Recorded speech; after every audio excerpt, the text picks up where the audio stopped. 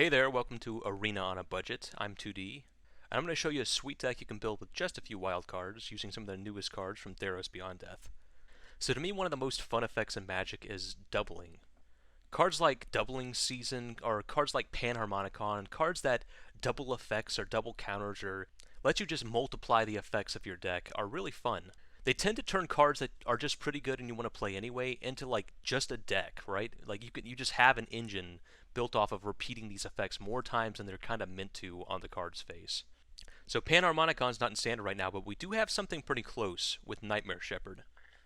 Nightmare Shepherd is a 4-mana 4/4 flying enchantment creature demon. It says, whenever another non-token creature you control dies, you may exile it. If you do, create a token that's a copy of that creature, except it's a 1/1 and it's a nightmare in addition to its other types. What's important about Nightmare Shepherd is it doesn't get rid of the creature's ability. So even though it's a 1/1 when it comes back, it still has its regular enter the battlefield ability. This means we can turn Nightmare Shepherd into a Panharmonicon by playing a creature with the enter the battlefield ability and then killing it, so we get that ability again. A great example of this is Hunted Witness. Hunted Witness is a 1/1 for 1, and when it dies, it creates another 1/1 with lifelink. So if we have a Hunted Witness and a Nightmare Shepherd on the battlefield, when the Hunted Witness dies, it creates a 1/1, then the Nightmare Shepherd allows us to exile it, create another Hunted Witness copy, and then when that Hunted Witness copy dies, we get another 1/1. So effectively, we're able to pull 4 1/1s out of this one Hunted Witness. Similar to this is Orzhov Enforcer. We can do basically the same trick with Enforcer. It's a 1/2 with Death Touch, so it's just a much better body, but it has Afterlife 1. Afterlife is an ability that just says when it dies, create X amount of 1/1 flying black and white spirit creature tokens. So, same as Hunted Witness, if we have Nightmare Shepherd on the battlefield, we can have our Orzhov Enforcer, it dies, it creates a 1/1 flying spirit token, we then create a token copy of Orzhov Enforcer as a 1/1 Nightmare, and then when that token copy dies, we get to make another 1/1. This is pretty powerful because the Nightmare 1/1 token copy of Orzhov Enforcer we make still has Death Touch, so it can still trade for pretty much anything. And we have one copy of Minister of Obligation. It's a little expensive for what we're trying to do at 3 mana, but it is really powerful if we get this ability to go off. So Minister of Obligation has Afterlife 2, which means when it dies it makes 2 spirit tokens. So that means we potentially get 6 creatures out of this one card. The Ministrant, the copy of the Ministrant, and then 2 spirits each time one of those dies. So with all these creatures we're getting out of our cards, we take advantage of that with Corpse Knight and Cruel Celebrant. Corpse Knight is just a 2/2 that says whenever another creature enters the battlefield under your control, each opponent loses 1 life. So if we're making 4 creatures out of our Hunted Witness, that's 4 life drained with Corpse Knight. Cruel Celebrant is pretty similar. It is a 1/2 for 2. Cruel Celebrant says whenever it dies or another creature we control dies, we get to ding our opponent for 1 damage and also we get to gain a life. And we also have 2 copies of Daxos. Daxos is not as good. We can't really use it as a proactive plan to win in the same way we can with Corpse Knight and Cruel Celebrant, but we can still gain a lot of life with the end of the battlefield triggers. And also Daxos' white casting cost is actually nice in our deck because we do want white devotion for our Reverent Hoplites. Reverent Hoplite is a card I've really wanted to play ever since it's been in standard, but I've kind of found it to just be outclassed by Gary, Grey Merchant. It's just usually better to play a Gary, go for mono black devotion instead of playing Reverent Hoplite. But in this deck in specific, Reverent Hoplite can really go off. If Reverent Hoplite enters the battlefield and makes 5 1/1s, that's going to trigger our Corpse Knights and our Cruel Celebrants a bunch of times. But also we can then sacrifice it or let it die, and it comes back into play as a 1/1 Nightmare creature. It still has its ability, so it still makes all those 1/1s all over again, and it triggers our Corpse Knights and our Cruel Celebrants all over again, so it's very powerful in this deck. So the way we're able to sacrifice our creatures is with Woe Strider. Woe Strider is sort of the glue that holds this deck together. So Woe Strider by itself triggers our Corpse Knights and our Cruel Celebrants twice, which is nice. But it's also our way to kind of combo off and kill our opponent. So if we have like a Woe Strider and a Cruel Celebrant on the battlefield, we can drain our opponent out from a pretty high life total. Especially if we have something like Reverend Hoplite making a ton of creature tokens for us to sacrifice to Woe Strider. Each one of those is going to drain our opponent out with Cruel Celebrant, or if we sacrifice Cruel Hoplite to Woe Strider and make a bunch of more 1/1s, we can drain them out with Corpse Knight. So Woe Strider is very powerful in our deck. Woe Strider is our #1 way to sacrifice our own creatures and get their death/enter the battlefield triggers repeated with our Panharmonicon with Nightmare Shepherd.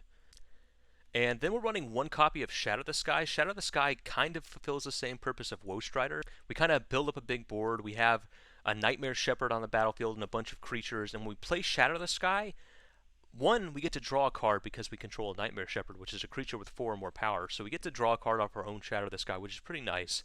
But two, all the creatures die at the same time, which means our Nightmare Shepherd will actually see all the other creatures we control die, which means all the other creatures that die with the Shatter the Sky get to come back as nightmares and get all their enter the battlefield triggers again. And Shatter the Sky is just a great sort of interactive spell against any other creature deck as well, so it kind of gives us a way to get out of some sticky situations against creature decks. And finally, to give us a little bit more interaction, we have the Heliod's Pilgrim package. So 4 copies of Heliod's Pilgrim, which are great because they are something we can copy with Nightmare Shepherd. So they do have an enter the battlefield ability. So when Heliod's Pilgrim enters the battlefield, we get to go get an aura out of our deck. And that means if we do make a token copy of it with Nightmare Shepherd, we still get that enter the battlefield ability. So that's really powerful. And the auras we're running are 2 Heliod's Punishments and 2 Sky Tethers. We have a couple more auras in the sideboard, but these are basically just ways to slow our opponents down, and it is a way to get White Devotion on the battlefield for our Reverend Hoplite. Heliod's Punishment is good in the short term. It kind of answers anything for a short amount of time, but 4 turns is a pretty long time in Constructed, so even though our opponent can eventually get rid of it, we should be able to pull pretty far ahead while the creature's stuck for 4 turns. And then Sky Tether is great against aggressive threats, not so great against like static abilities. That's where we want more Heliod's Punishment, because Heliod's Punishment actually deletes the creature's abilities as well, while Sky Tether just stops it from attacking. But it is nice against aggressive threats. So our total rare count is 8. We have 4 copies of Nightmare Shepherd, 3 copies of Woestrider, and 1 copy of Shatter the Sky. We are running some rare lands, but if you don't have these, just run cards like Scour Barons, cards like Orzhov Guildgate. Run as many rare lands as you've got, and then you can fill in the gaps with these common tap lands. And it'll hurt the deck's performance a little bit, but you can still try the deck out. In the sideboard, we've got 1 copy of Sky Tether. Just if we're up against a deck like an aggressive deck where Sky Tether is actually really good, we can bring that in to have an additional copy to grab off of our Heliod's Pilgrims. 4 copies of Duress for control. 3 copies of Apostle Purifying Light against any black-based decks. 2 Myers Grasp, again, stuff we can pull off our Heliod's Pilgrim. If we're going up against like the food deck and we just need to be able to answer their devils, Myers Grasp allows us to do that. Noxious Grasp against Nissa decks, Questing Beast decks, and then Despark against like Fires, Wilderness Reclamation, just ways to answer any kind of permanent type as long as it's 4 or more mana. So that sums up a deck I'm calling Dead-harmonicon, because it's kind of a Panharmonicon deck, but based around our creatures dying. I'm really excited to play Nightmare Shepherd. This is one of the coolest cards at Theros Beyond Death. I've been hyped to play this from day one, so really cool to be able to play it here. And Reverend Hoplite is another card I've just really wanted to play and haven't had a good chance to yet, but I think this is like one of the best shells to have it in. Really taking advantage of the fact that it has so many enter the battlefield triggers, especially if we're able to like sacrifice it and copy it up and double up the number of 1/1s it's making. So I'm going to have a section at the end of the video where I talk about potential upgrades, like other rares and mythics you can slot into the deck if you already have them, or if you want to spend a few more wild cards to power up the deck, which rares and mythics you can buy to do so. For now, let's just hop into the games and play some Dead-harmonicon. Here we go. Alright, playing some Dead-harmonicon against Karn, Scion of Urza. And yeah, we'll keep this. A little bit awkward. Got a lot of Cruel Celebrants and no sack outlet yet, but we'll get there. Go ahead and get a white source. I wonder if our opponent will be playing an artifact themed deck. We'll see. Blue-white, potentially blue-white control. I guess we just go with Cruel Celebrant. Start running out our sack triggers. Yeah, it looks like blue-white control to me. Okay, we'll attack with Cruel Celebrant, see what they do. They could potentially bounce it back with a fairy. That's what I'm expecting to happen here. Hunted Witness. And pass turn. Omen of the Sea. Okay. This could just be blue-white control, or it could be... They could have some sort of Enchantress deck that could be like playing like Dance in the Manse or something. I don't know. We'll see. Still don't even know if they're only in blue and white. They could also be running like black. Well, it's looking more and more like blue and white. Okay. Yeah, I think we just run out Cruel Celebrant. See if it gets countered. Alright. Go to combat. Okay, I mean, they could untap and Wrath here. Okay, another Omen of the Sea, sure. They're probably just digging for a Wrath, but I mean, even if they Wrath, that pings them for 4, and we get two 1/1s, so it's not the worst thing in the world. The really bad thing is if they have a Dream Trawler. If they go like Wrath into Dream Trawler, that's pretty hard for us. Just because these Heliod's punishments do nothing. We'll see. Bandit, okay. Sure. It's gonna hit one of our Cruel Celebrants. Taking a whole turn to answer one Cruel Celebrant isn't so bad for us, so we will attack. All these one-powered creatures are not getting the job done quickly, but they're dealing some damage, you know. Let's see if our opponents, what else they got up their sleeve. They could maybe just wanted to get one of those Cruel Celebrants out of the way before they Wrath, so they don't take quite as much. Okay, I don't know what they're doing. Go to combat. Attack with everything. We'll just keep doing this every turn. Sure, run out another Enforcer. We kind of drawn a little awkwardly, just a bunch of Orzhov Enforcers and Cruel Celebrants, but these one-powered creatures might just get it done. We've hit them down to a pretty low life total here. Hopefully they don't go Dream Trawler. I mean, even if they do go Dream Trawler, I guess we can Heliod's Punishment to tap it down. I guess. But it's still pretty bad, because I can just... The fact that it has lifelink is really, really brutal. Okay, there's Dream Trawler. Yeah, I guess we just attack with our Orzhov Enforcers. Attack, attack, attack. They have Death Touch, so... Wow, they're actually going to trade. Okay, just to gain some life back, I guess. Okay. I'm guessing this means they have another one. But we'll take it. Run out of Hunt and Witness. Maybe that was their only one, please. Maybe they have like a... I don't know. Ugh. Dream Trawler is a messed up card. Okay, Narset effectively does nothing against us right now. Let's see what they pull off the top of their deck. Wow, and they scoop it up! Ooh, so we beat a Dream Trawler. Oh my god. Ooh. And we didn't ever play anything that had more than 1 power, which is not great. But, okay, we'll go with JRS's... Geez. Probably go down the Heliod's Punishments. Maybe just go down... Yeah, go down the Sky Tethers, too. So these Heliod's Pilgrims do literally nothing now. So is there something better we can bring in? I guess we just go down on all the Heliod's Pilgrims and go up the Apostles. And a D-Spark. So we just took out our whole... we took out our whole Aura package, but they do nothing against a Dream Trawler. And I assume that's the only real creature our opponent's running, so... Okay, can't keep this. Oh my gosh. Okay, well, we're mulliganing into Oblivion. What? Why did it do that? Okay. Go down Nightmare Shepherd and Shatter the Sky. We're on the 2-mana plan.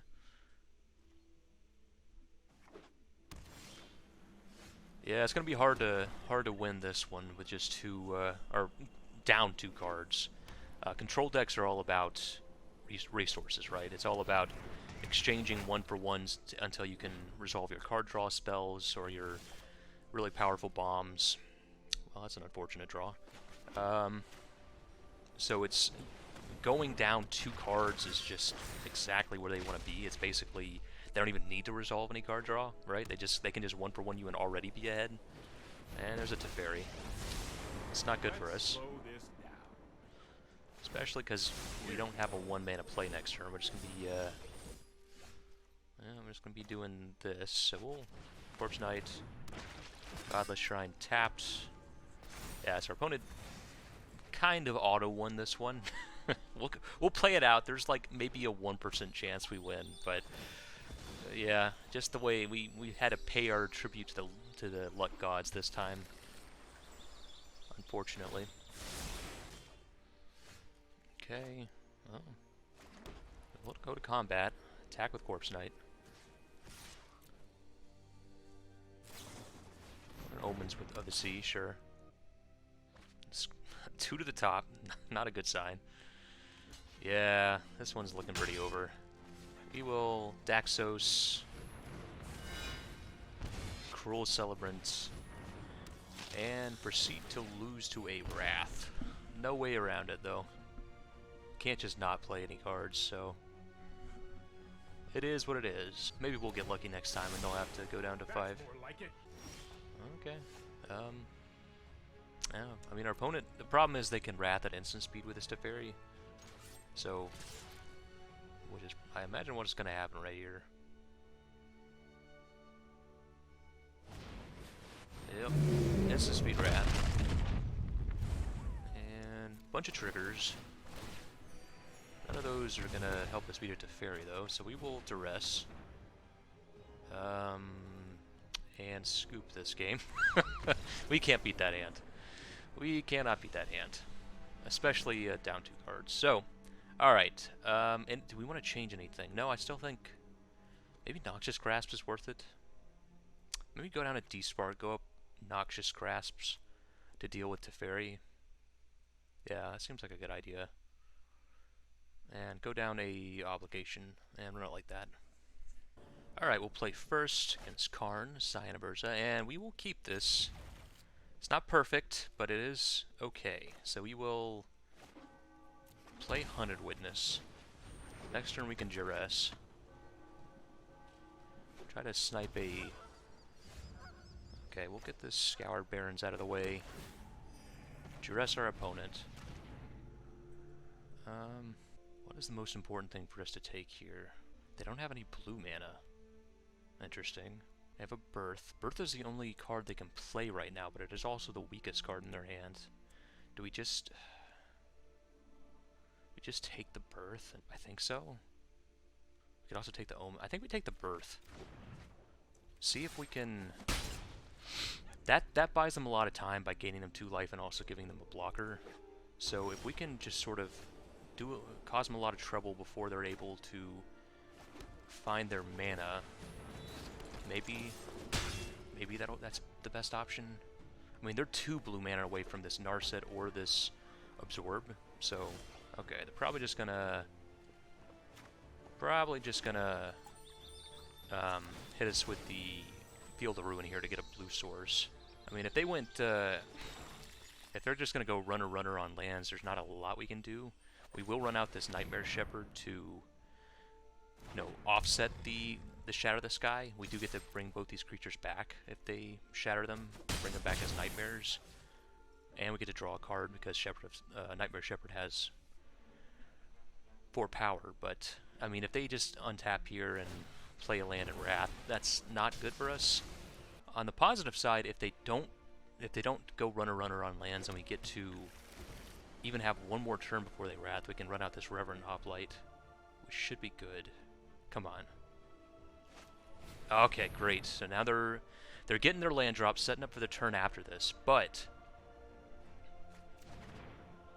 we do get to run out this Reverend Hoplite, which should be pretty good here. So we will... Yeah, we're going to Reverend Hoplite. So now when they Wrath, we get back a bunch of 1/1s. So hopefully that can put them under enough pressure. That should just win us the game. Yeah. Alright, and we will make everything a nightmare. Hopefully it doesn't... Oh my gosh. That's brutal. That's going to cost us the game. It stacked it so the Reverend Hoplite is going to come back first. So because of that, we're only going to get 1/1 instead of 3 1/1s. So that's something to keep in mind if you make this deck, is that Arena is not sparred with the trigger stacking. Yeah, that's unfortunate. Our opponent should be dead, but instead they are not. So something to keep in mind. I don't even know how we would tell which trigger was which either, is the problem. On Arena, because it's not like you can see what it's bringing back per trigger. So, I mean, we should still have it here, even if they Wrath, we win, right? Okay, yeah, I guess why not? We will snipe a Birth of Melodus out of their graveyard, and I mean, we should still win here, right? Because we get 1/1/1. Yep, and our opponent Omen of the Seas. All right, so we do win the game because we get 3 1/1s off this Wrath. but we should have won last turn. Something to keep in mind. I guess it's probably the Yep. We get a bunch of 1/1s, enough to kill our opponent, and he's dead. So we win the game, and we beat Blue Eye Control, which is the top deck of the format, so that's pretty sweet. But there was sort of a halfway punt, halfway arena tomfoolery in there, so something to keep in mind. I think it probably was the last creature that played would be the first trigger on the stack. You know, it kind of goes in reverse order. So what we should have done is dragged the first, knowing that the last creature we played was Reverent Hoplite, we should have dragged that trigger to the bottom and let the other two resolve first.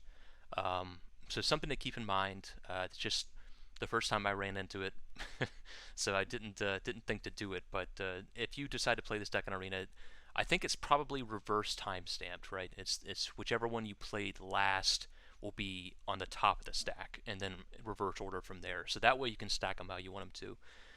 But in spite of that, in spite of us not getting the ideal thing where we would have just killed them through their wrath, which is awesome and shows the power of this deck, we still were able to kill them through a second wrath, which shows even better how this deck is. So they did get out in front of us on game 2 just because we kind of mulliganed to death, but I mean, taking down Blue Eye Control, that is the top deck. That's the deck to beat in the format. And we didn't just take it down, we beat it with like a pretty good draw in both games 1 and 3. Just when we had an awful draw that they managed to pull ahead of us in one game. So pretty sweet. Dead-harmonicon taking down the top of the format. Nice. Alright, playing some Dead-harmonicon against Valentino. And we will keep this. It's a little, we would like to have another black source, or I mean any black source, but we do have a Hunted Witness into a Daxos, which if this is an aggressive deck, that's a pretty good start. Okay, green-black, so this could be food, could be a lot of things, we'll see. I think we do just play Daxos here. It's debatable we should have played Scour Barons and just set ourselves up to turn 3 Woe Strider. Alright, sure. We will get in. So opponent's still on green-black, still not really sure what they're playing. Yeah, I mean, we had the Heliod's Punishment to potentially hit something if they played something last turn, so that's why I went with the Daxos instead, but maybe it would have been better to do it the other way. Alright, let's get in. I guess we just Woe Strider. Gain some life. Fast turn. Okay, opponent questing pieces, sure. We can Heliod's Punishment that. No blocks. Their opponent, I think they're just on like a Golgari. Do we want to Punishment that? Yeah, it means we can't do anything else this turn, but I still think it's better. So we will get in here. We probably should have just sacked the goat and scryed, try to hit a land this turn. So we could have done 2 things. I think that was what we probably should have done. I shouldn't have attacked with the goat either. But so our opponent might just be on Golgari mid-range, and they just didn't have anything to do until turn 4. They just kept like a pretty slow hand. Let's see if we can punish him for that. I mean, we can play this Cruel Celebrant, sack our board, and deal quite a bit of damage to him here. So it doesn't take much more to get him dead here. Sure, Nissa. That's fine. In this land, we are all connected. Alright. Be wary of the ground you walk on. Sure. Yep, take 3.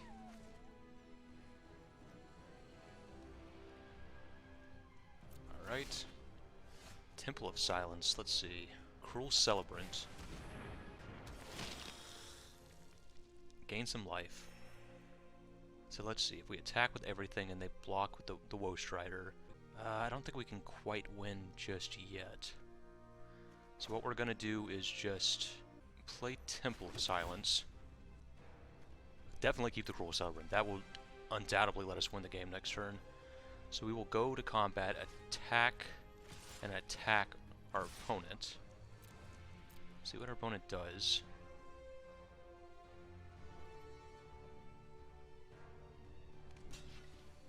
Sure, just blocks the Daxos. Goes down to 6, so we can go 1, 2, 3, 4, 5. We can put him to 1. Ugh. 1, 2, 3, 4, 5. Yeah, we can't quite kill him. So we'll pass a turn. We can almost kill him, but not quite. Hopefully they can't gain a bunch of life back. I mean, even if they kill our Cruel Celebrant here, we have a backup one on top of our deck. So we've definitely got him dead next turn, assuming they don't have a way to gain a bunch of life here. But they do have a Nissa, so they could have a big crazy turn. We'll see. They shouldn't be able to kill us, I don't think. Oh, but they're just gonna play it as a creature? Huh. I mean, they're just dead here. We don't have to attack. Okay, our opponent just... I think our opponent thinks we can't attack, I guess? They're gonna try to make it so we can't attack profitably, but, I mean, if we got one more creature in hand, they're dead without us having to attack, right? So, sure, go ahead. Yeah, that's fine. Is there any way this goes wrong? I guess they do have 3 mana here, don't they? So I guess we will block like that. Sack the goat. We are just going to leave it on top because we want that Cruel Celebrant. But, just to, I don't know, they could have something at 3 mana here. So just give ourselves a little bit of a cushion for life if we can't kill him this turn. We should be able to, though. Cruel Celebrant. Orzhov Enforcer, and now we've got the game. So now we just sack Haunted Witness, hit our opponent for 2, gain a life, trigger, trigger, trigger, trigger. Yeah, it doesn't matter. Sack our Orzhov Enforcer, trigger, trigger, trigger, trigger. Yeah, and we could have drained them for quite a bit of damage there. Something like 8, 9, 10 life, somewhere in that neighborhood. So they were pretty dead. So our opponent's just on Golgari value, it looks like. So Nissas and Questing Beast. So I think we bring in the Noxious Grasps. We bring in, I guess, D-Sparks. And we'll go down like a couple Heliod's Pilgrims. Go down a... Shadow the Sky actually seems pretty good because we can blow up all their lands. Maybe go down a Hoplite, go down the Ministry of Obligation, and go down a maybe a Daxos and just run it like that. Opponent doesn't have a super aggressive deck, so I think we can pass in the life gain. Okay, we will keep this. We've got some sideboard action here and a Heliod's Punishment. The question is, do we turn 1 Hunted Witness here, or do we play the Temple of Silence and get that out of the way? I think I will turn 1 Hunted Witness just because our opponent isn't likely to have something we want to use this Heliod's Punishment on turn 2. It's probably going to be like turn 3, 4, something like that before we want to use these. Yeah, I think I'm still going to run out the Hunted Witness. If we absolutely need to, next turn we can play something on turn 2, but otherwise we can, yeah, so we can't answer that anyway. So, go to combat, attack, and now we'll get the Temple of Silence out of the way. Yeah, we'll keep the Heliod's Pilgrim, sure. So we don't really have the sacrifice plan going here, but we do have a lot of value, sure. Questing Beast. I think we just Heliod's Punishment that. Do we do it this turn? I think we do. We'll Heliod's Punishment the Questing Beast. Attack for 1. Yep, opponent can start working it off. Able Passage, pass turn. So they can, you know, they can't play a Nissa here, but we can Noxious Grasp it, so... Midnight Reaper, okay. That's fine. And a Knight of the Even Legion. Sure, sure, sure. Okay, we will sacrifice this Fable Passage. Go and get a Plains. And I think here we just play Nightmare Shepherd. Hopefully they don't have removal. They did have to mulligan, so hopefully they have played out a lot of their good cards here, and they don't also have a Murderous Rider. Looks like they probably do. Well, okay. Our opponent pretty much had their best possible hand, so we couldn't really play around that. Just had to play the best we could here. Do we want to let them put a counter on Knight? I think so. We can always just block it with Orzhov Enforcer, so...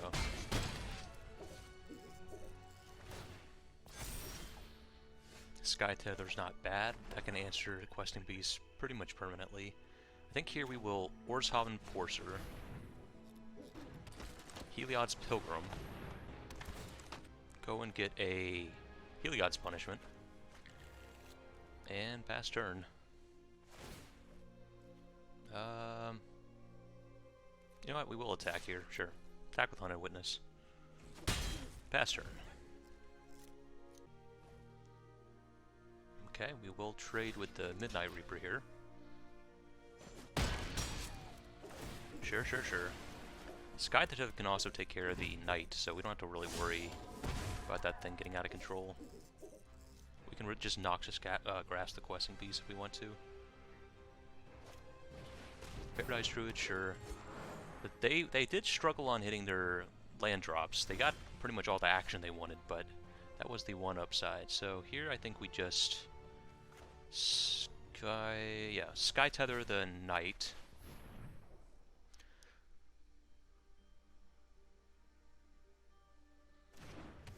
Go to combat.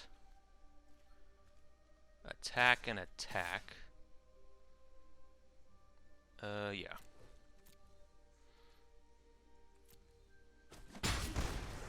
We will just Heliod's Punishment, the Questing Beast. I can work that one off. Play this tapped. And we do have the Noxious Grasp here for the Nissa, which I assume is what they wanted to hit 5 mana for. Yeah. Sure. Yep. Opponent attacks, sure. No blocks.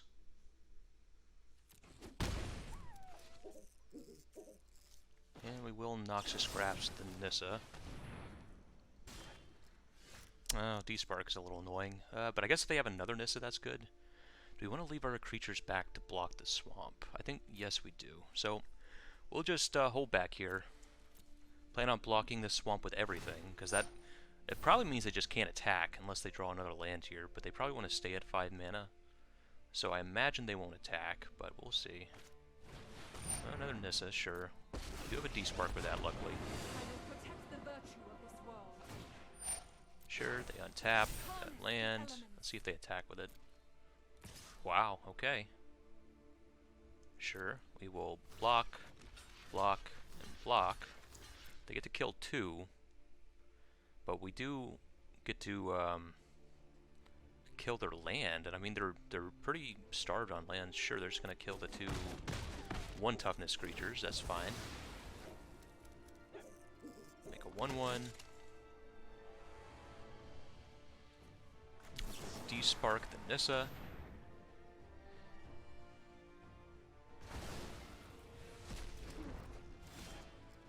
Alright, Nightmare Shepherd's not bad. Play Nightmare Shepherd. And I think we just pass the turn here. If they do have an answer to our Nightmare Shepherd, we don't want to just get totally blown out. If they have another Nissa, that's pretty bad. But really the worst thing they could have is another Midnight Reaper, or another Murderous Rider, rather, to blow up our Nightmare Okay, just Knight of the Even Legions. Not a problem. Opponent's doing something, tapping manually for some reason. Okay, maybe they just didn't want to tap their swamp. Oh gosh, wow. Our opponent has really had just about the most ideal draw possible, unfortunately. No blocks. Gosh, yeah, they've had double Nissa, double Murderous Rider. Brutal. Ugh. I guess we did draw a Nightmare Shepherd, so can't complain too much, but they've drawn more removal than we've threats, unfortunately. They're about to unlock this Questing Beast, which will kill us pretty quick. So, okay. They can pump it once. I think we still do block the swamp here. Try to go after their lands. They can't pump the Knight, hit us for 3. We do gain a life back off of the 1/1 here. Okay.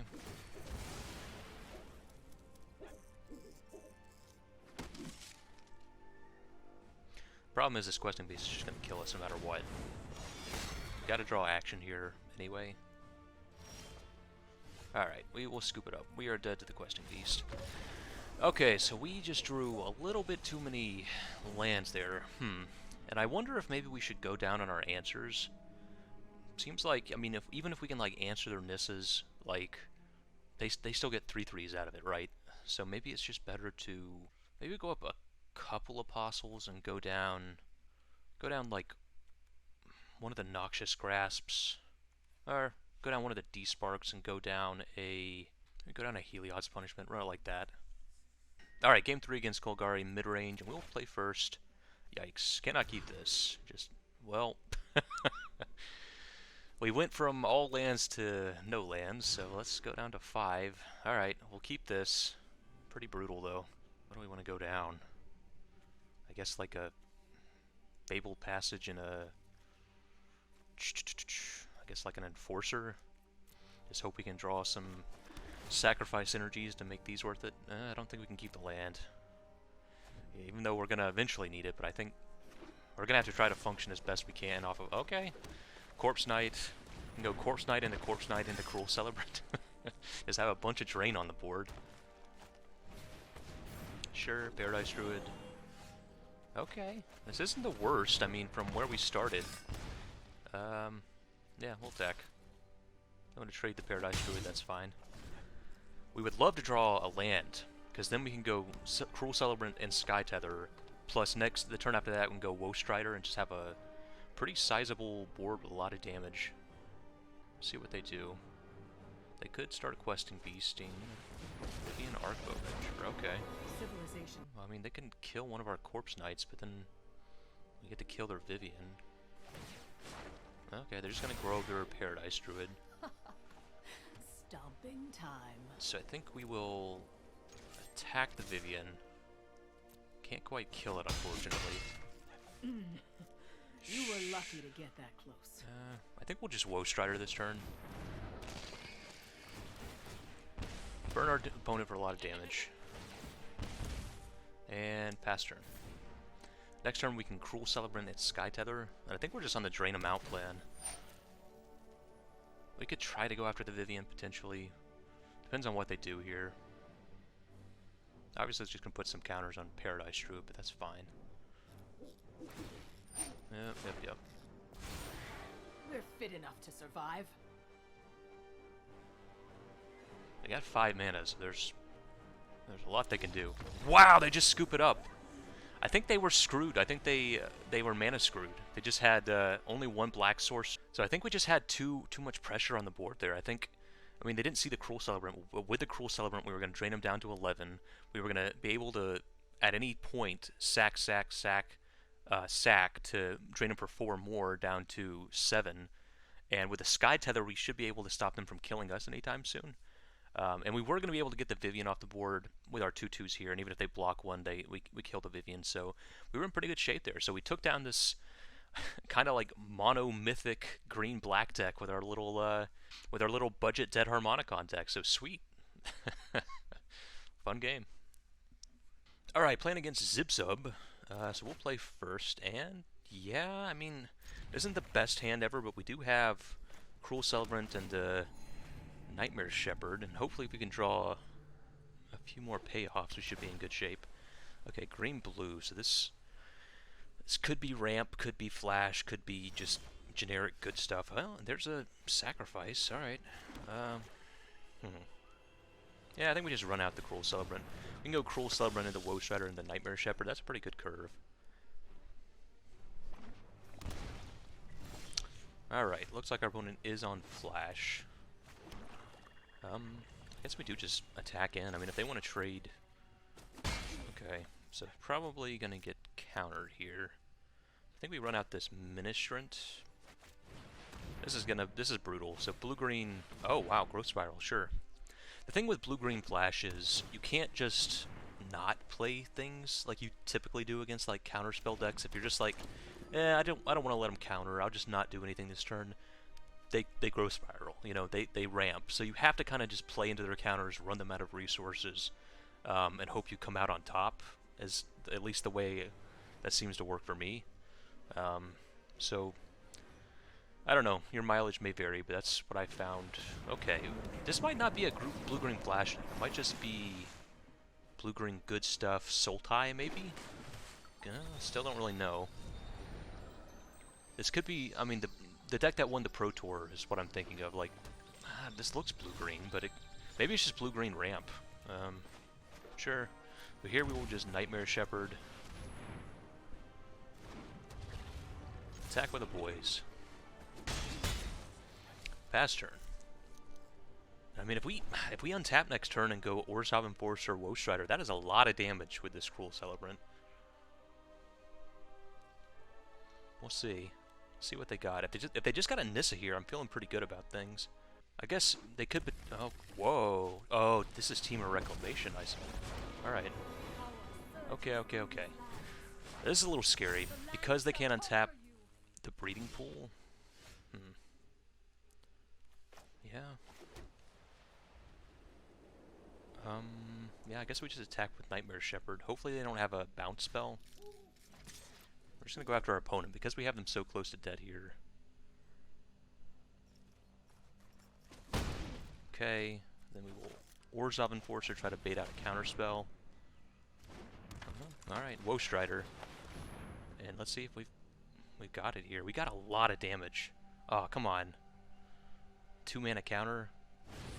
Ah, Brazen Borrower, damn it. Alright, so we don't have the game. We will just pass a turn. Eesh. But having this Nissa untap is not good for us. That means they can just play like... I mean, if they played just a gigantic Krasis, I guess that's not the end of the world. But if they do something like kill our Nightmare Shepherd and play a big threat, that's pretty scary. Okay, just an opt, sure. Yep. To the top, not good. They could play a Reclamation here, and that would be very bad. Yeah, Nissa, Nissa. What were they thinking? Nissa. This is so crazy. They usually don't even put this effect, like, just her static ability. They don't usually put that on a 5-mana card, and this is far more than just her static ability. Although her static ability is what generally makes her really, really good. But, man, I don't know. Just playing on a Brazen Borrower, okay. That's kind of unexpected. I'm just going to kill our Nightmare Shepherd. I'm just going to bounce it. Okay.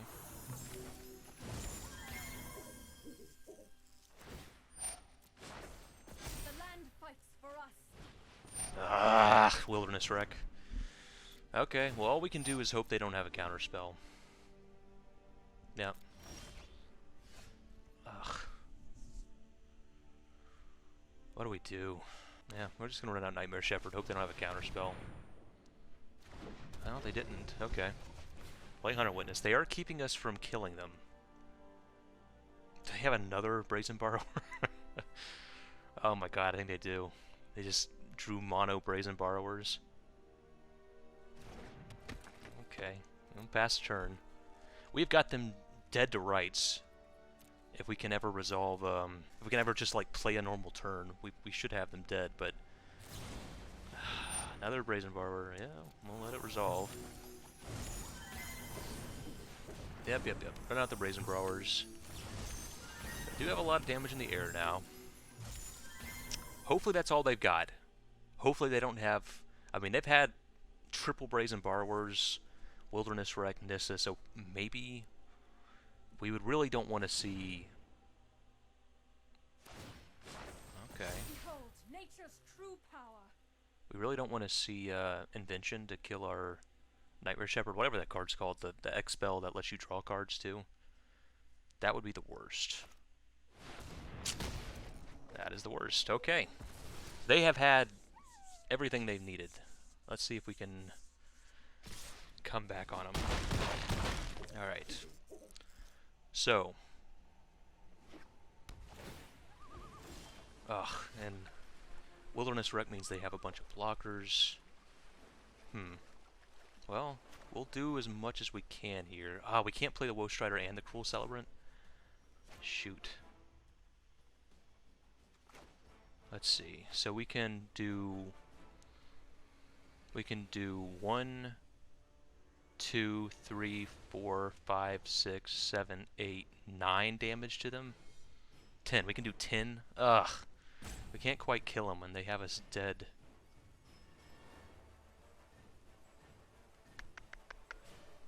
No. I guess all we can do is... we have to play Woe Strider here to make 1/1 blockers for this Brazen Borrower to even have a chance at surviving. So, that is what we're going to do. If they counter this, we lose.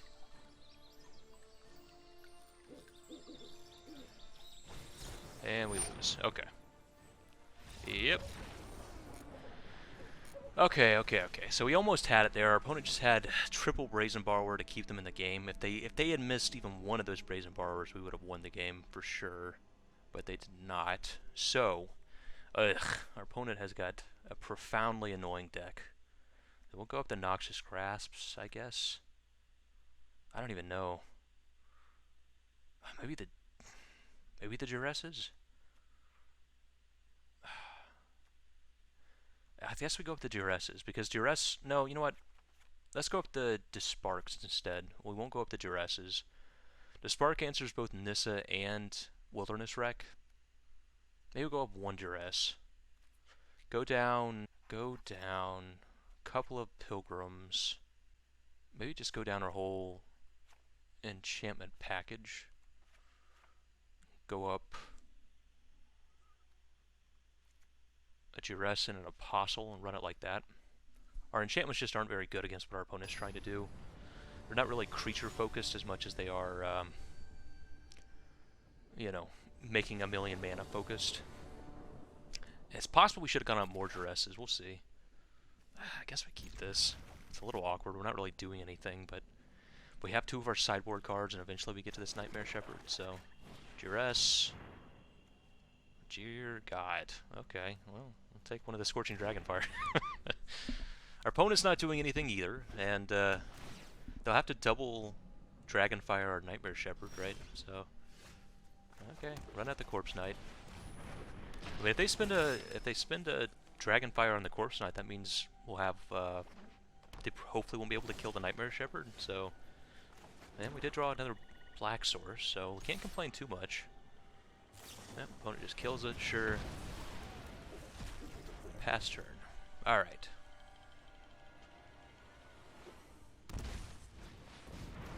Hero, okay, sure. No problem. We're actually, I'm happier with that than them just not playing anything that turn and leaving mana untapped. Because now they have to answer this Nightmare Shepherd on their turn, hopefully. The worst thing they would have here is Reclamation. Ugh, we have drawn all lands, which is brutal. Yeah, has it literally been all? It's been literally all lands. That's pretty rough.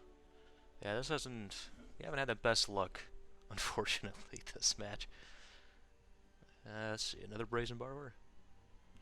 Seems that way. Opponent takes 4, sure. We'll play Godless Shrine tapped. Pass turn.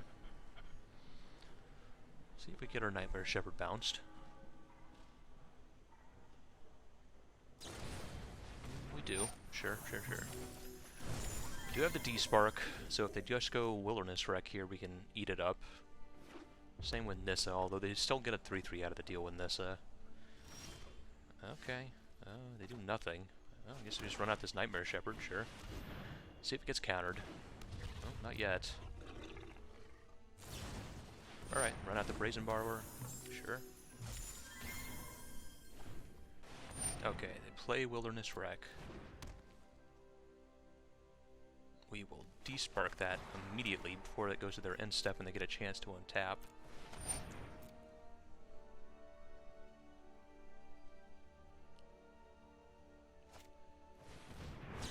Oh, wow. Well, at least we got the explosion out of their hand, right? That is good. That's pretty good against us, but we do get to drop down a Woe Strider here and do a little scrying to hopefully find non lands. Oh, another Nightmare. We can do both, right? Yeah. Well, Nightmare Shepherd. Woe Strider. And pass turn. We are going to scry, we're going to sack this goat just to try not to hit another land. They can't kill our Woe Strider with the Dragonfire, but that's okay. They could just go on the Uro plan here. Yeah. Before that resolves, we will sack the goat. Definitely put the land to the bottom. Yep.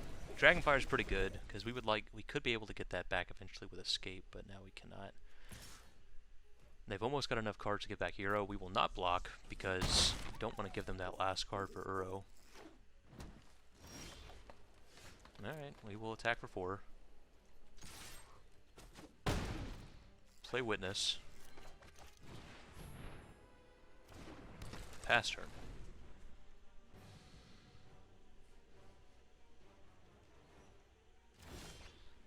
Okay, we will attack with Witness. Play Orzhov Enforcer. Pass turn. There's a Wilderness Wreck. Hopefully they don't have anything to do with it. Doesn't seem like they do. Wow, another Nightmare Shepherd's not bad. I think we just attack with our ground force here because they can't block that with Brazen Borrower. Play a Nightmare Shepherd. Pass turn. And these Nightmare Shepherds can bring each other back as 1/1s. So if they do find some way to kill either one of them, we should be able to bring it back, which then protects the other one, etc., etc. They've got enough stuff in the graveyard now so they can bring back Uro. Little unfortunate. But now we can start attacking with the Nightmare Shepherds at least. And I mean, Orzhov Enforcer trades with a Uro, so that's something. Opponent, sure. Hopefully they don't draw anything too good. Okay, at least one of them's a land, so hopefully that's what they just drew. Tap all their lands. Ugh, that's not what we wanted to see. Yeah, just attack and attack. I potentially want to attack with everything there, but that just gives them free reign to attack with Uro and keep gaining life. At least this way, if they do attack with Uro, we get to block with Enforcer. I think the life they gain with Uro is more than we would get by just attacking in here. Let's see. Pass turn. They have another Dragonfire. They drew all 4 copies of Dragonfire. Oh, okay. That's not so bad. Because at least that goes to the graveyard, which means we get to make a 1/1. All is not lost. Opponent does get to draw here off of Uro. But we get to kill their Uro with our Orzhov Enforcer, so we're okay with that. Sure. Yep. Make a 1/1, make a copy of Enforcer.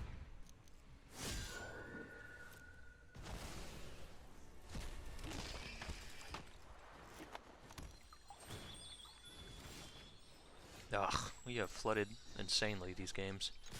Attack with everything. And I mean, despite our flooding, we're in a good shape. There are things they could draw here to get them out of it. Especially because they've gotten a lot of lands out of their deck, so they're probably more likely to draw action at this point than more lands. I mean, we're probably in the same boat. We've drawn a lot. Oh, wow! Well, they just drew another land. Alright. So everybody flooded that game, but we were able to take advantage of our flooding a little bit better. Took down our opponent in game 2 there. Ugh.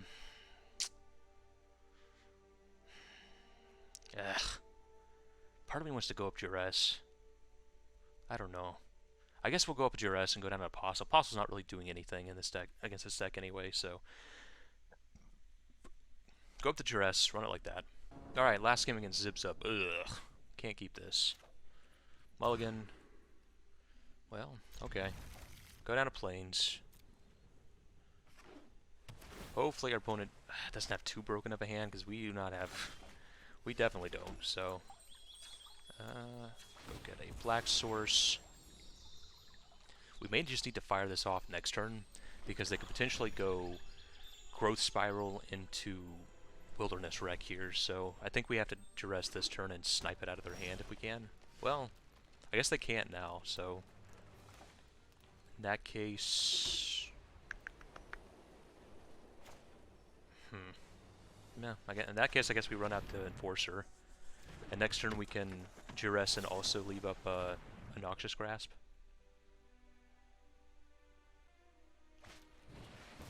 Wow, Growth Spiral. Hunting for a land. Do they find one? Seems like they did. Yep, seems that way. Okay, we've got 2 Duress this turn, just in case they have a Wilderness Wreck, which they do. So we take that, or do we take Expansion? I think we just take the Wilderness Wreck. Play Godless Shrine. I guess tapped. Thinking of playing it untapped, but I guess there's really no reason to. Watch them top deck a Nissa. Make me regret my words. I guess we probably should have just played it untapped, right? I mean, 2 life, is that really going to change the outcome of this game? Probably not. But them playing a Nissa and making us play off curve may do so. Yeah, I guess we just Woe Strider here.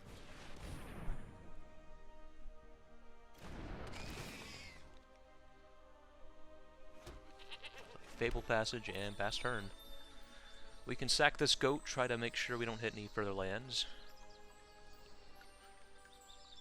Opponent's probably just gonna kill our Woe Strider, I imagine. That's not so bad. Yep. Sure, we will go ahead and sack this Fable Passage. Thin our deck the tiniest of bits. Go get a swamp. Sack our goat. Try to scry any other lands out of the way, which there's at least 1 out of the way. And there goes our Woe Strider. So we've got, it is 4 to bring this back, right? Yeah, so we just need 1 more card in our graveyard to get back our Woe Strider. So if we pop off this Noxious Grasp, which we cannot do, so it looks like they're probably just gonna... That was an insanely good draw for our opponent, and I don't think we have... We only have our exile creatures with... what is it? Exile a permanent of convert mana cost 4 or greater. That's the only way we have to deal with that on board. I forget what the card's called. Despark. Despark's the only really way we have to deal with Wilderness Wreck, so we're gonna have to hope we draw that. But here they get to just double their mana, so they bounce our Corpse Knight. Yeah, we probably... That was the perfect draw for our opponent, unfortunately.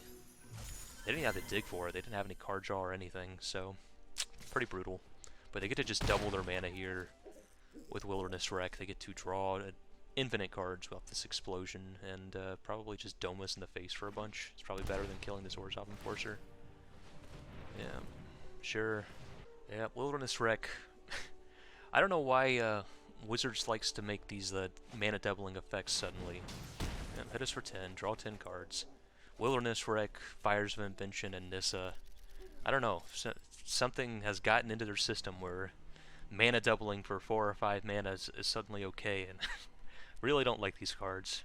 They're not. To me, they're not fun. They're not. They just. They're powerful, but they're not really interesting. I'll attack.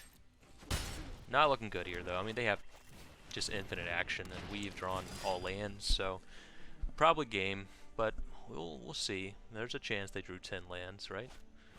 There's Nissa, okay. You will not fail.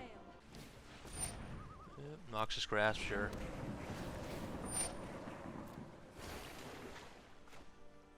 I guess we do get to Noxious Grasp with Nissa, right? Our opponent didn't untap a land with their Nissa. Well, they had priority, so we get to blow up this Nissa.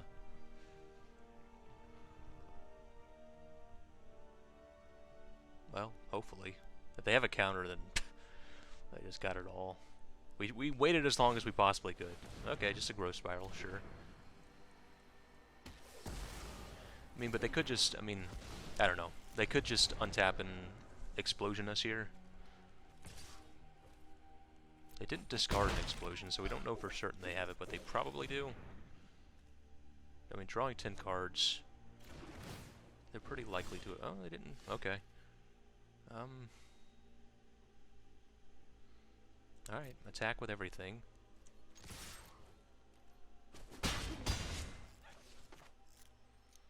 And bring back our Woe Strider, I guess. Exile, exile, exile, and exile.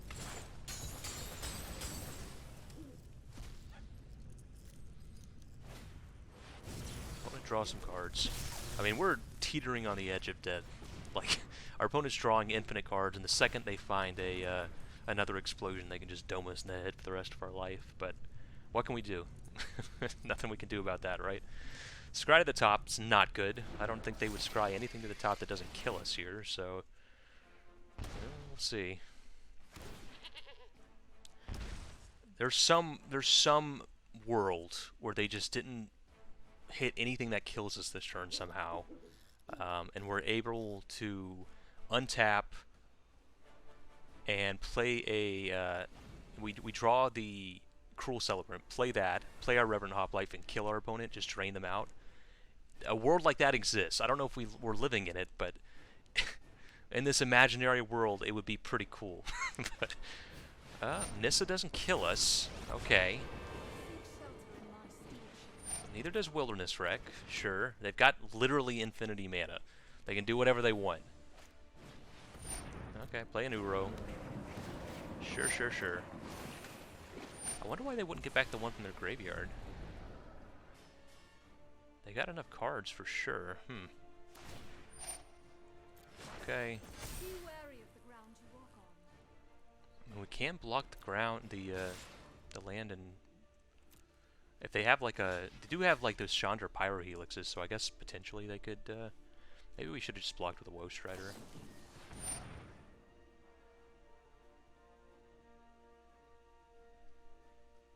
Okay. Sure.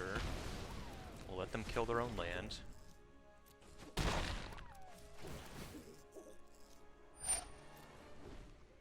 And they just do... Are they showing off at this point? They just wanted to kill their land to let us know they didn't even need it? I don't know. Okay, yeah. Yeah, our opponent was just showing off a bit. Sure. We get explosioned out. Yep, yep, yep. Yep. And that's game. Nothing we could have done about that. Alright, playing some Dead-harmonicon against Miscot. And we will keep this. Not the best hand ever, but we do get Hunted Witness. Well, I guess we'll probably... I don't know. We'll see what our opponent's doing. Okay, Ace Lid. Okay, given that we drew a Black Source there, I think we just run out the Hunted Witness. This means if they go like... a Johnny's Pride Mate, we could have blocked there. Yeah, we'll just run out the Daxos. See if our opponent... I mean, if they have like a combat trick and they want to trade that with a Hunted Witness, we're okay with that. Okay, they do not. Okay, so they are in the life gain deck, sure. So we will... Yeah. Play out our Orzhov Enforcer. Gain some life. Go to combat. Yeah, attack with both. Pass turn. I mean, we can, if we draw a land, we can Nightmare Shepherd into Reverend Hoplite and be in pretty good shape. Then all we need is like a sack outlet and we're golden. Alright, sure. Johnny's Pride Mate. They are still a little far from getting this. Huh? Okay, they think better of it.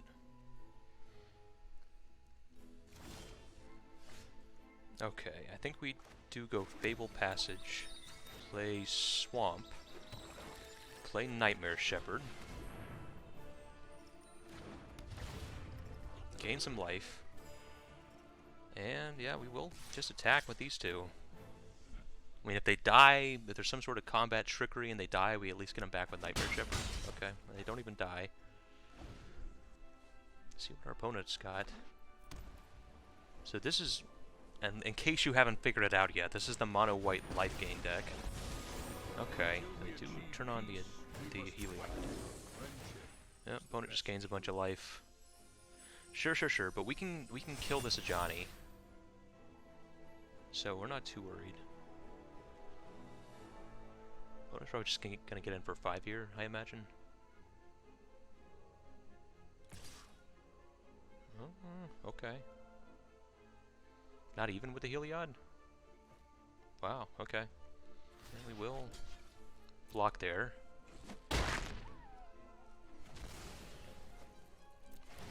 gain some life, make a 1/1, make a copy of our Hunted Witness. Do have sort of like infinite chump blockers here. By infinite I mean like 3, but that's still a lot. Oh, Woe Strider. Not bad. So if we attack with... Yeah, I think we just attack with everything here. I mean, they can eat one thing, but we get rid of the Ajani, so sure. Yeah, they just eat the Daxos. We get the Daxos back anyway, right? So whatever. I'm just gonna trade the Azelid for a 1/1? I don't know about that. I guess it does grow their Pride Mate, but that's pretty weird to me. I think you keep that to, yeah, protect your Ajani's Pride Mate. Okay, so they do kill our Daxos, but we just get it right back. We turn off their Heliod, get rid of their powerful Planeswalker. And this thing still gets its toughness buffed, right? Oh no, I guess the 1/1 overwrites its toughness ability, so that's a little sad. But we will Hunted Witness plus Woe Strider. Man. If we can Reverent Hoplite next turn, we will be in the money. Yeah, we'll pass the turn. I mean, the best thing we could draw would be like a Cruel Celebrant. That might just mean we win. I'm pretty sure it does just mean we win if we draw a Cruel Celebrant, but I kind of just want to play this Reverend Hoplite because it's a fun card. I don't think it's strictly the best. Okay, our opponent scoops it up. Oh well. I would have liked to see what happened there. If we drew a Cruel Celebrant, our opponent was dead in the water. If we drew a land to play the Reverend Hoplite, we get to make like a million. Okay, we play the Reverend Hoplite, make 5 1/1s, get 5 life gain triggers, and then we can sack the Reverend Hoplite and make 5 more 1/1s. So basically just pay 5 mana to make 10 1/1s. I guess actually 11 1/1s because the token copy that comes back will be a 1/1 too. So anyway, our opponent is on the mono white plans. We'll go up the Noxious Grasp, go up, not Myers Grasp. Their deck just gets too far out of, you know, out of range for that too quickly. Maybe that's all we've got. I guess Sky Tether. Oops. Let me go down at Apostle. So Sky Tether, yeah, I guess Sky Tether's pretty good too. So we'll go up the Noxious Grasp and the Sky Tether, go down a Ministrant, go down, I guess just kind of trim around the edges, go down a Daxos, go down a Hunted Witness, and go down a Hoplite, run it like that.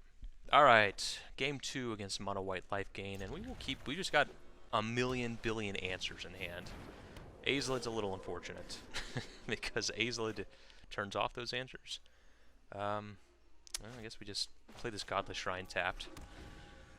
Azelid, I guess, maybe is a reason we should have not gone up the another Sky Tether. Oh wow, okay. They're just gonna hit us for 3. Sure. Okay. I think we just plan to Noxious Grasp the Azelid, weird enough. Just because it's gonna invalidate any of our other answers. Sure. Yeah, we'll just do this now. Kill the Azelid. Play our Heliod's Pilgrim and go get the last aura in our deck. We've just managed to draw all of our auras, actually. So all of our Heliod's Pilgrims from now on are going to be pretty bad. Sure, Fairy Godmother doesn't really do anything. I guess it puts a white devotion on the board. Okay. Okay, that's 2 white devotion. The thing is, we can Sky Tether this Heliod, like...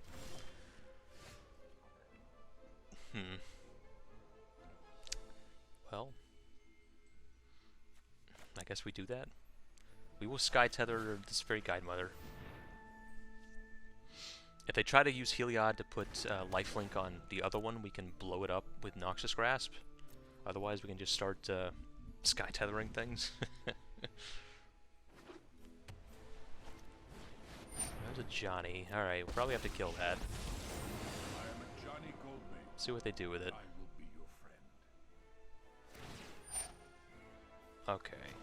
We will Noxious Grasp the Ajani. I still do get an Ajani's Pride Mate out of it, which is a little unfortunate, but at least we got rid of the Ajani. Woe Strider. Yeah, we'll Woe Strider. Try to scry our way into another black land here would be preferable. just anything besides answers at this point. We're all answered out. Ooh, Linden is very bad for us. Okay, not good.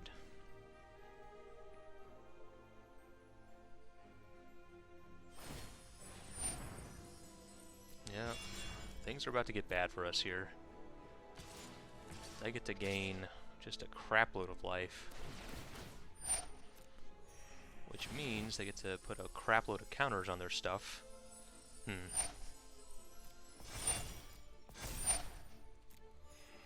do have Sky Tethers for days, as the one upside.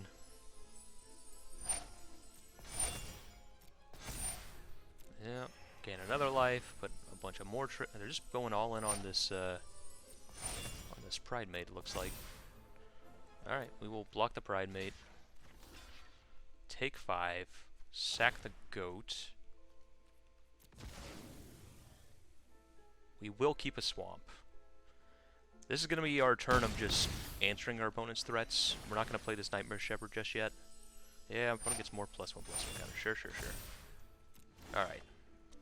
So here, I think we can do 2 Sky Tethers and a Heliod's Punishment, so I think we will Heliod's Punishment the Linden, Sky Tether the Pride Mate, and Sky Tether the Guide Mother, and pass the turn.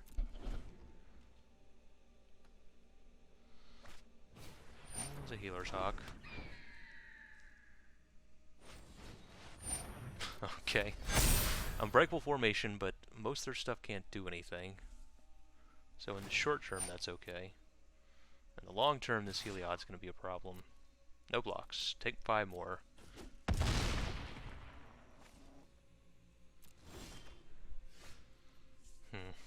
Here I think we Nightmare Shepherd and plan to chump. Play Fable Passage. No attacks. Here we can chump with like the Helios Pilgrim, then sack it with Woe Strider to get a scry. We also have a blocker for this Healer's Hawk, which is good. Sure, we will block with a Pilgrim. Problem is if they ever find an Alseid to unlock one of their creatures from our enchantments, we're in pretty bad shape. Okay, yeah, we will make a copy of the Pilgrim, although we can't actually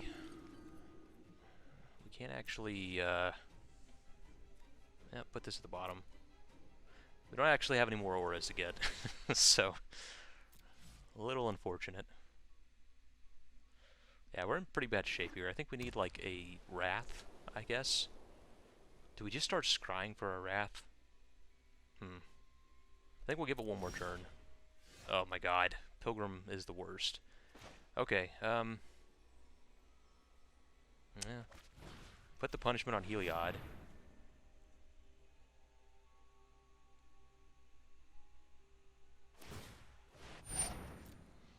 It's a 1/1, sure. And I guess we just go ahead and activate this. It does undo one of our scries, unfortunately, but I think we need to play out this Heliod's Program and plan on sacking with our Woe Strider. I think our plan here is to scry our way into a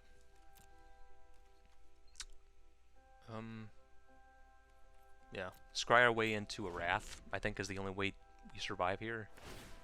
Yeah, because this Linden's coming online next turn, and then things get really bad for us again.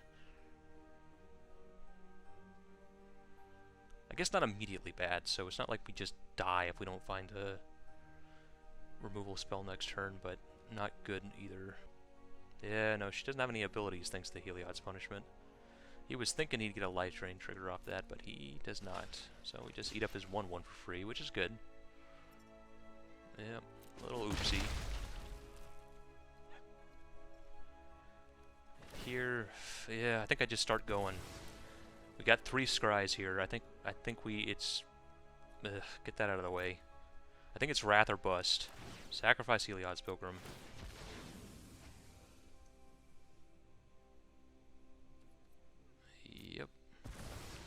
Make a 1/1. We will not search. Ah, that just doesn't do it.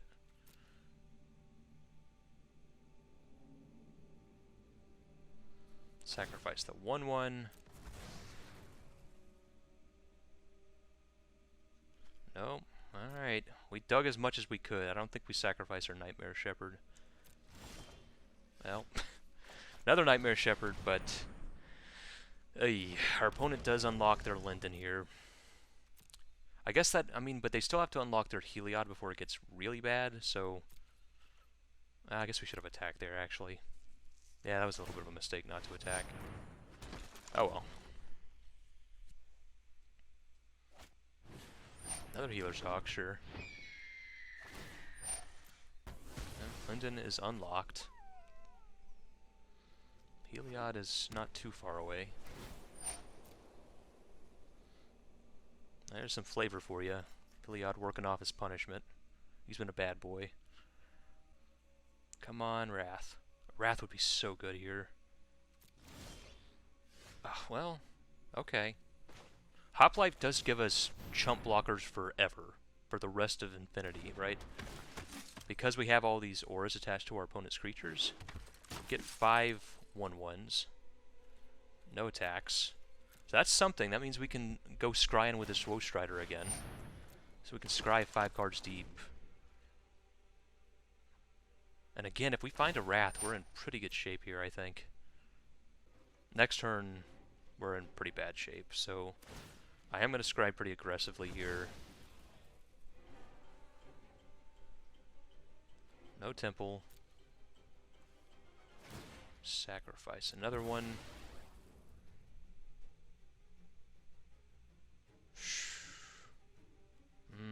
No Cruel Celebrant. Our opponent's just at too high of a life total to try to kill them that way. I think we need to find a Wrath to clear this board up. No planes. Sacrifice creature. We're hoping we don't have to sacrifice our Hoplite, but I will do it just to dig even deeper in our deck.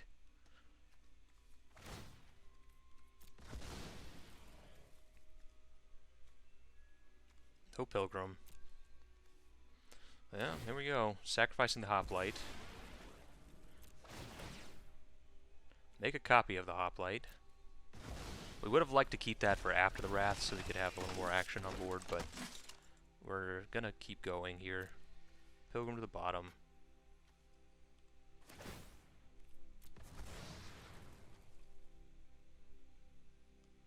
Daxos to the bottom.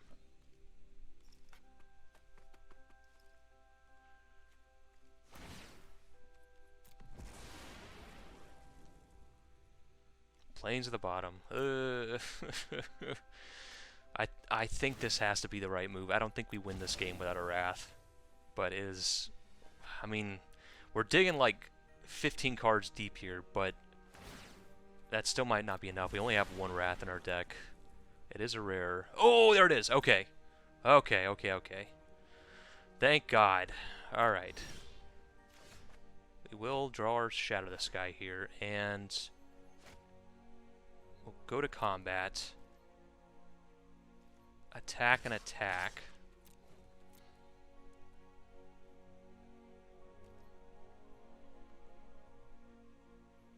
Opponent takes it.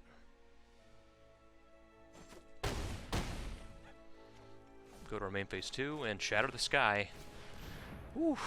Alright, so we got there. It took a lot of... Oh, well, I guess we probably could have scryed a couple more times there, too. I just got a little bit too excited.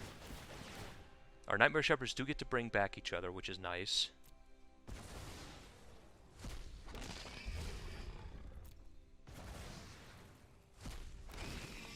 I actually didn't mean to bring back my Woe Strider, because we could have just escaped it back. But, oh well, that's alright. Yeah, we could have scryed a couple extra times there. That was a bit of a mistake, but I was so relieved to find that Wrath that I kind of didn't pay attention to what was the rest of what was going on. No, sure. We will block with the 0/1. sacrifice it. Scry a land out of the way.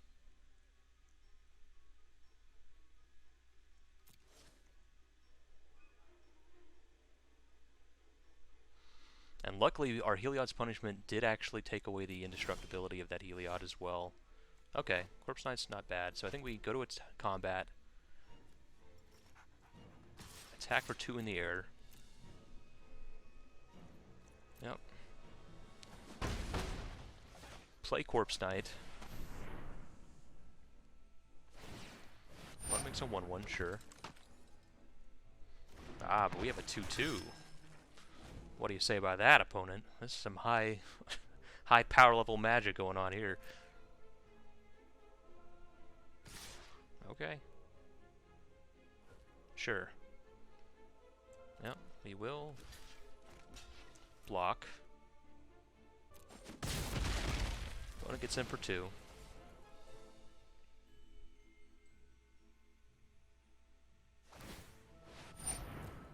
I'll make another 1/1. Sure, sure, sure. We would like some life gain here, for sure. Another land. Jeez, I really wish I hadn't accidentally messed up my Woe Strider there. I guess we'll get in with 1. We're gonna stay back and block one of these 1/1s with, as painful as it is, one of these Nightmare Shepherds, just because we need to.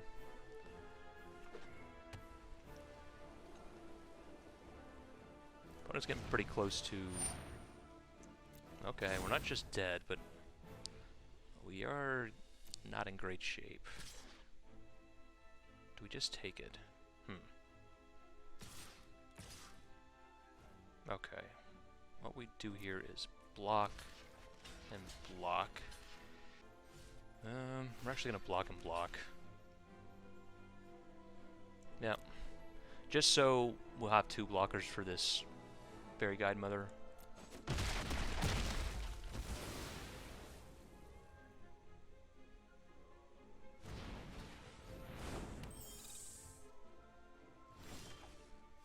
Okay, Enforcer's not the worst card in the world. Wish this gained us some life. Okay. Pass turn. Man, I think exiling that Woe Strider instead of escaping it back may actually cost us the game. Let's see. Our opponent has. They can double. Yeah, they can double Castle Ardenvale, which is not good for us. We will trade with a Fairy Guide Mother. Sure.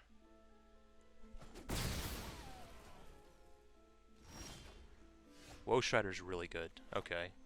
Woe Strider. Yeah, that's pretty dang good.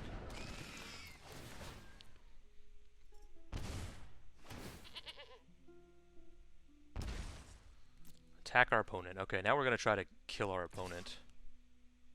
Yeah, can't really get in on the ground because they can make so many 1/1s, but I mean, we have, with this Corpse Knight, we can do quite a bit of damage here with this Nightmare Shepherd making clones. We would like to get 1 more. If we could get like another Corpse Knight or a Cruel Celebrant, we could double up the triggers, we'd be in really good shape. So we'll probably just sack the goat here, try to scry for something like that. Okay. Sack the goat.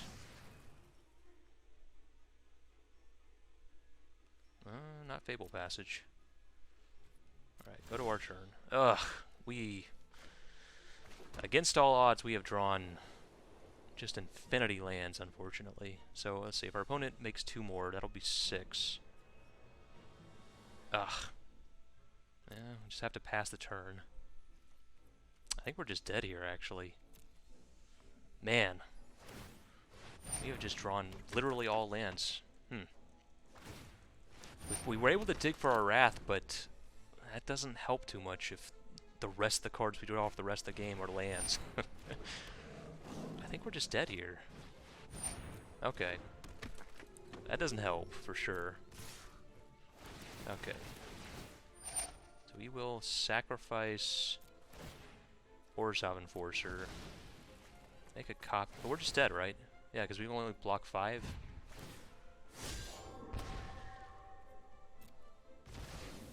Yeah, we're just dead. We have no way to gain life. Oh, and there was another Corpse Knight. Just a little bit too slow. Alright, and we'll scoop it up. Our opponent does have us dead, unfortunately. Man, that kind of sucks. We were able to dig for our Wrath and get out of our opponent's crazy board state, but then we just flooded like crazy.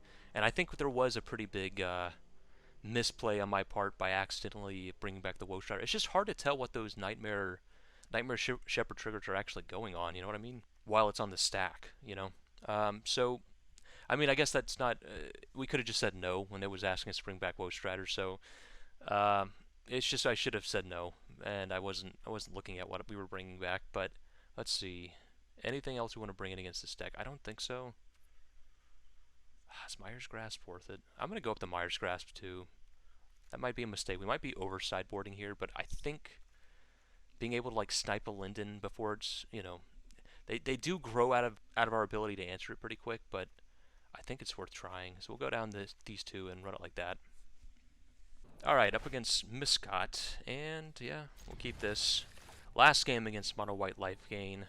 This deck I found to be very, very, very powerful when it hits its draws. Like, when it goes, like, Heliod into Linden, it is one of the most powerful decks in Standard. But then sometimes it just doesn't hit those, like, really good draws, and it's not very impressive. We'll see what our opponent's doing. If they just a Johnny's Pride made here. Okay, just a Daxos, sure. Yeah, I think we just run out the Cruel Celebrants, attack with Enforcer, see if they want to make this trade. They do not.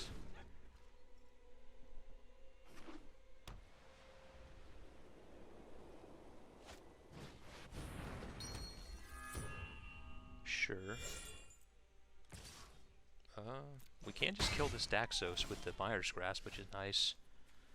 That'll be all we do. I wonder, does Heliod's Punishment... I think it kills the Daxos, right? It makes his toughness 0? I'm not sure. This might be a mistake, but let's try it. Okay, it does work like that. I wasn't 100% sure if it worked like that, but it does. So I think that was the better thing to play there than Mire's Grasp, because potentially they could go, like, Linden here, and we can just kill it with a Mire's Grasp. And we have Heliod's Punishment to go grab. If they do something more, you know, something that we can answer with a Mire's Grasp, we can go get, like, a Root to the Ground, or whatever that card's called.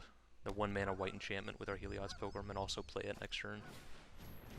Healer's Hawk, sure.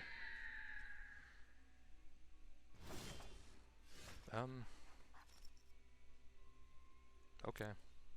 We'll just attack with our Enforcers here. Kind of wary of a pump spell, so I don't want to just run our Cruel Celebrant into this, but our Enforcers have Death Touch, so... Okay. Heliod's Pilgrim.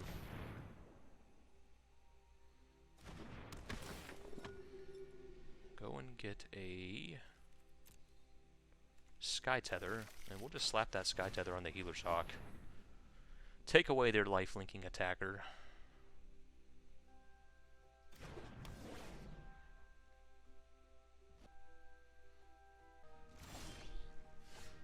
Alright, I'm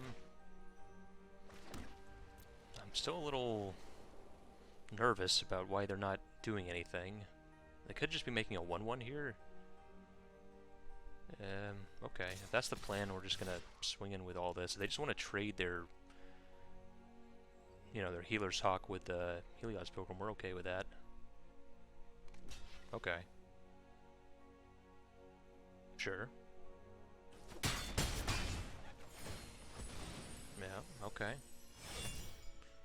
We will Heliod's Pilgrim. Go and get a Heliod's Punishment.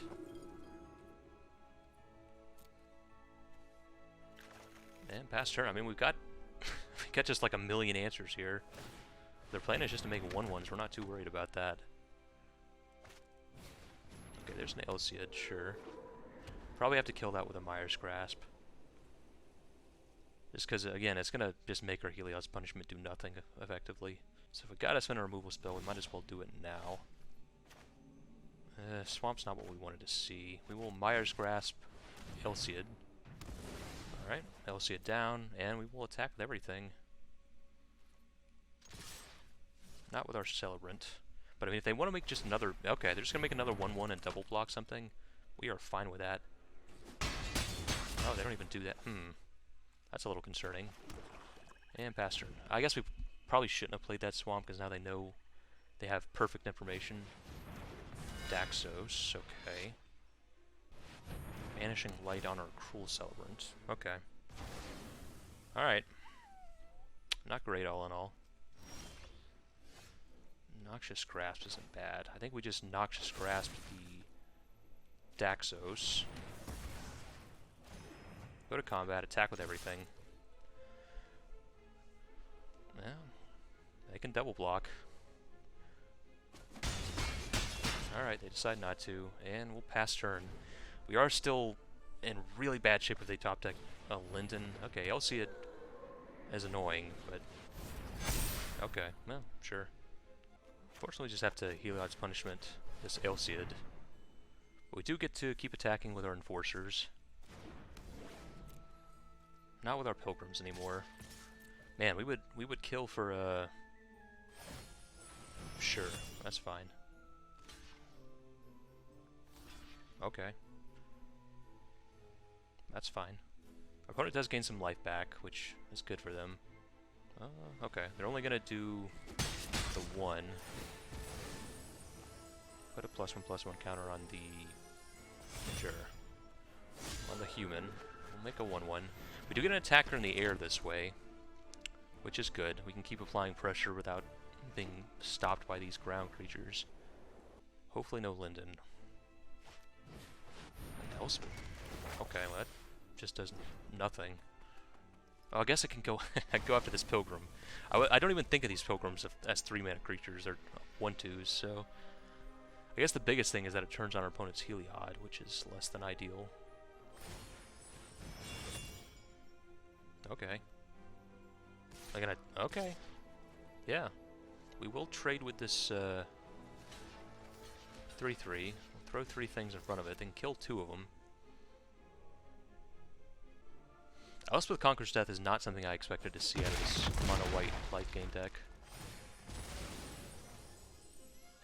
For sure. Oh yeah, Heliod's Pilgrim's great. Now we can Heliod's Pilgrim, go and get a punishment, and take down this Heliod. Oh, we're out of Heliod's punishments. Yikes. Yikes, yikes, yikes. The problem is they can use this Elciad to free... Maybe we did this wrong. Maybe we shouldn't have used the Heliod's punishment on Elciad. Maybe we should have just assumed that it was our only way to beat the Heliod, and so we should have just held on to it. I don't know. Yeah. Potentially bad for us. Ugh, if we had a Heliod's punishment, we'd be in pretty good shape, but just locking this thing down from attacking isn't the best, because eventually they can get it out from under that. And even if it's not attacking, it's still putting counters on other things, so... Okay, Nightmare Shepherd's good. Nightmare Shepherd here. And... pass the turn.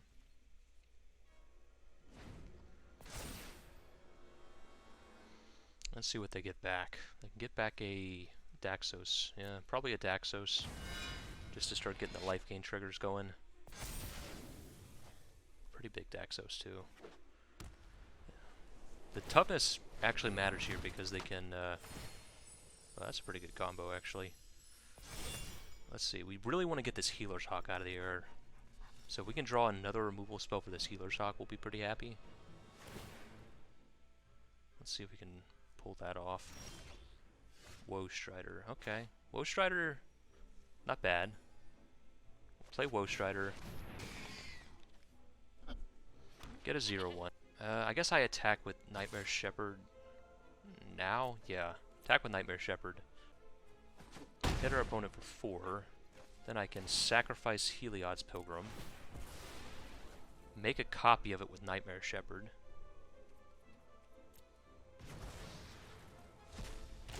The copy lets us search up our last... actually, we'll just Myers Grasp to get rid of this Healer's Hawk. Put the Swamp to the bottom. Myers Grasp the Healer's Hawk, get their flyer out of the air. And opponent does gain a life. Pass turn. I guess potentially that's a reason we should have, I don't know. We'll see. We'll see what our opponent has here. We do have a lot of, we have pressure in the air. Okay. Opponent's just going to get that lifelink, I suppose. Unfortunately, we can't. We could, like, sack our Orzhov Enforcer to make a... Yeah, maybe we do that. Let's see. Let's let them attack first. Okay, we're going to just prevent this life gain. So we're going to sacrifice Orzhov Enforcer. Make a copy of it.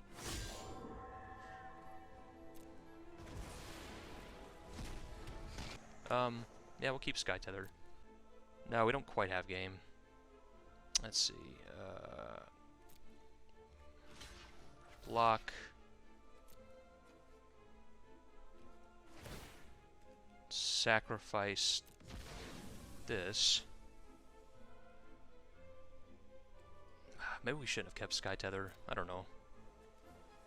It's a way to get a blocker out of the air, though. So we can't kill him this turn, but hopefully it'll let us kill him next turn. That's the idea. Yeah.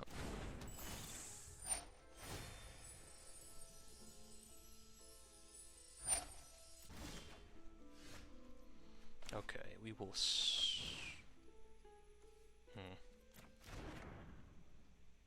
Actually... I think we attack and see if they'll let us eat their Fairy Guide Mother. Because they have this Alseid of Life's Bounty. I don't know if Sky Tether's really going to do it here. I think we need to get this thing off board if we can. Sure. Okay. So they're just going to trade, or just going to throw the Fairy Guide Mother in front of this, which is fine. They get to gain 2 points of life.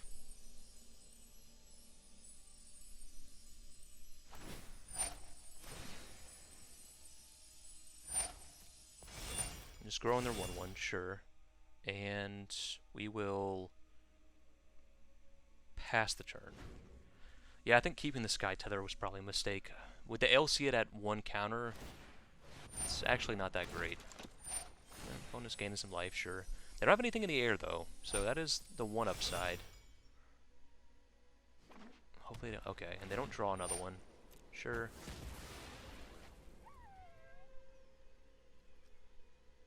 I think we just straight up don't have any more removal, right?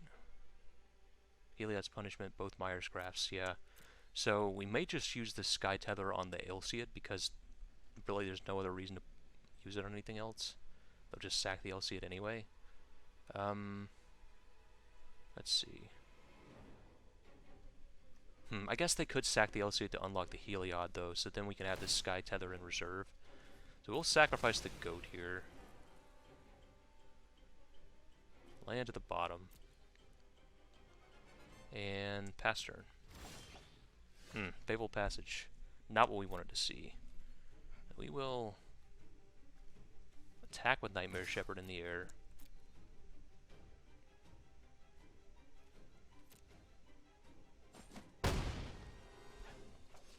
And pass turn.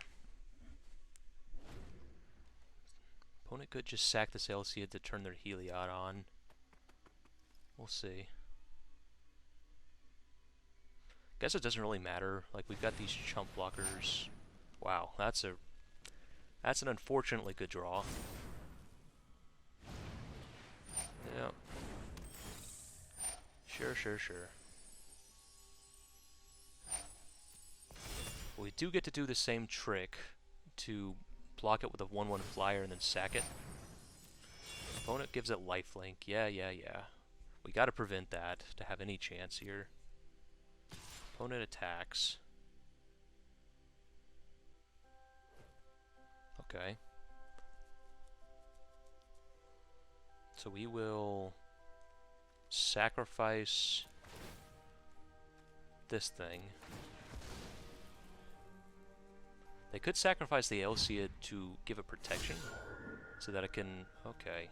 Yeah, I think we keep the Cruel Celebrant.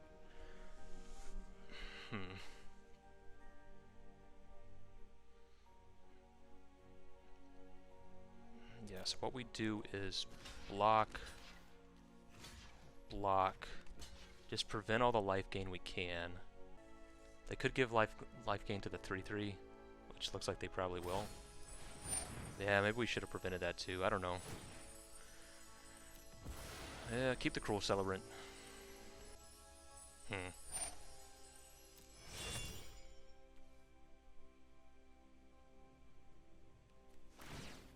I wanted to keep, you know, keep the Heliod's program to sacrifice to the Cruel Celebrant, but this life gain is going to be more significant than that, probably. And keep the Cruel Celebrant. Yeah.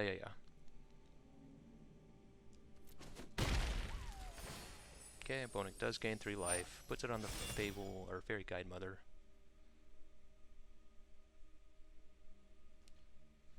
Passes the turn. Okay, so we will... Is there any way for them to gain life at instant speed? No. So we will attack with a Nightmare Shepherd. See if they chump. I don't think they will because they put a counter on the Fairy Guide Mother. Okay. And they can sacrifice the Elseid. So they'll go up to 7. But I think we still win here. Because we can do 1, 2, 3, 4, 5, 6... I think we still win here. So we will sacrifice the Hunted Witness. Ding our opponent for 1. Unless I'm just doing my math wrong, I think we've got this. It will last to the bottom. Good game. Ooh, that was a close one against mono white life gain here. Sacrifice the 1/1. And our opponent scoops it up. Woof! Oh yeah. Even sacrificing that Elseid, we had him dead, and oh my gosh, that was a pretty intense game. We just kind of cleaned the floor with them game 1, but game 2 we scryed. We did that super mega scry off of our